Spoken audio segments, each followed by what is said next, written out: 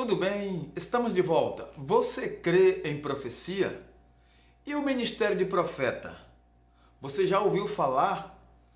Você crê que hoje ainda existem profetas? Daqui a pouquinho eu conto para você.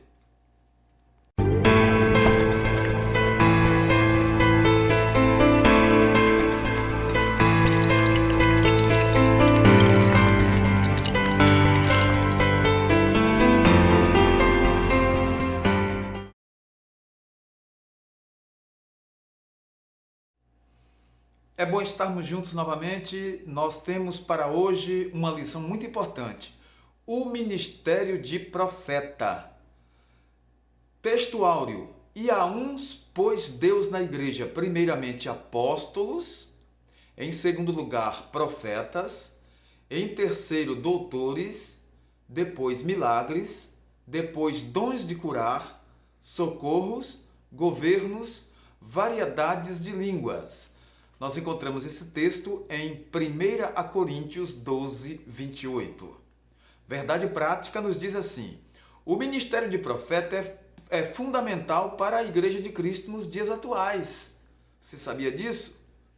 Então nós vamos fazer a leitura do texto bíblico que está em 1 Coríntios 12, 27 a 29 e Efésios capítulo 4, 11 ao 13.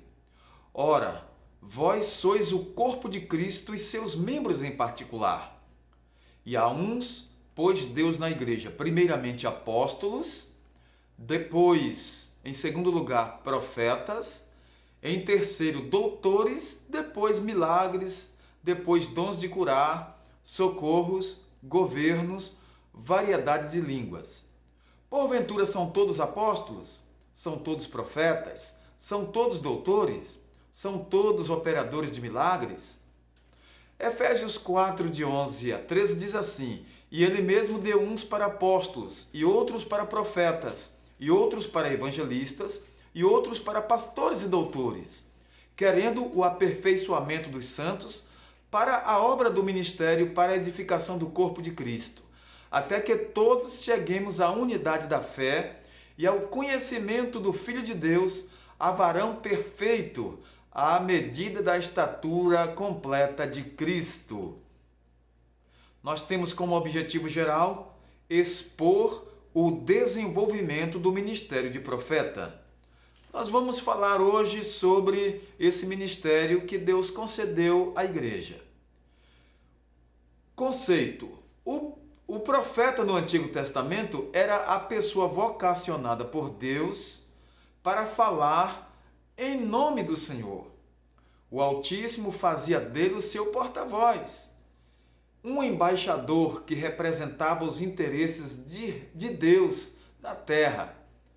Quando Deus levantava um profeta, designava-o a falar para toda a nação de Israel e até mesmo a povos ou nações estrangeiras. Nós vamos ler aqui em Jeremias capítulo 1 e o versículo 5, diz assim: antes que eu te formasse no ventre, eu te conheci, e antes que saísse da madre, te santifiquei, e às nações te dei por profeta. Então, foi assim a chamada do profeta Jeremias. Ao longo de toda a história veterotestamentária, quer dizer, do Velho Testamento, o Senhor levantou homens e mulheres para profetizarem em seu nome. Por exemplo, Samuel, o último dos juízes e o primeiro dos profetas para a nação de Israel. Elias e Eliseu, a profetisa Uda e muitos outros, como os profetas literários Isaías, Jeremias e Daniel. Por que literários? Porque escreveram livros proféticos, tá certo? Escreveram livros. Vamos ver o ofício de profeta. Através da inspiração divina, o profeta recebia uma revelação que desvendava o oculto, anunciava juízos, emitia conselhos e advertências divinas. Entendeu? Expressões como veio a minha palavra do Senhor e também assim diz o Senhor eram fórmulas usuais para o profeta começar a mensagem divina, como encontramos aqui no livro do profeta Jeremias 1:4. Assim veio a mim a palavra do Senhor dizendo. Nós queremos novamente falar e retificar. Nós lemos Jeremias 1:4 e, como eu falei anteriormente, não é Isaías, é Jeremias 1:5. Antes que eu te formasse no ventre, eu te conheci, e antes que saísses da madre, te santifiquei, e às nações te dei por profeta. Assim foi a chamada do profeta Jeremias, tá certo? Então, nós vemos que após a divisão do reino de Israel, o ofício de profeta passou a ser, então, algo mal visto por muitos. O profeta de Deus passou a ser perseguido, pois sua profecia confrontava diretamente a prepotência da nobreza, a dissimulação dos sacerdotes e a injustiça social. Então, isso ocorreu após a divisão de Israel, não é? Vamos ver agora o profeta no Novo Testamento. A importância do termo profeta no Novo Testamento. Como já vimos em Efésios 4:11, são mencionados 5 ministérios que exerciam papéis fundamentais na liderança da igreja primitiva: apóstolo, profeta, evangelista, pastor e doutor. Não por acaso, o termo profeta aparece na segunda posição da lista apresentada em 1 Coríntios 12:28. Em Efésios 4:11 também nós encontramos. O profeta é identificado 3 vezes na epístola aos Efésios, como alguém que acompanhava os apóstolos. Ali nós temos o caráter apostólico da missão, fazendo referências a obreiros que eram chamados de apóstolos. A Bíblia afirma que os concidadãos dos santos e da família de Deus estão edificados sobre o fundamento dos apóstolos e dos profetas. Efésios, capítulo 2, versículos 19 e 20. Aqui a Bíblia denota a importância do ministério de profeta na liderança da igreja do primeiro século. Então, muito importante isso. O objetivo do dom ministerial de profeta. Vamos ver?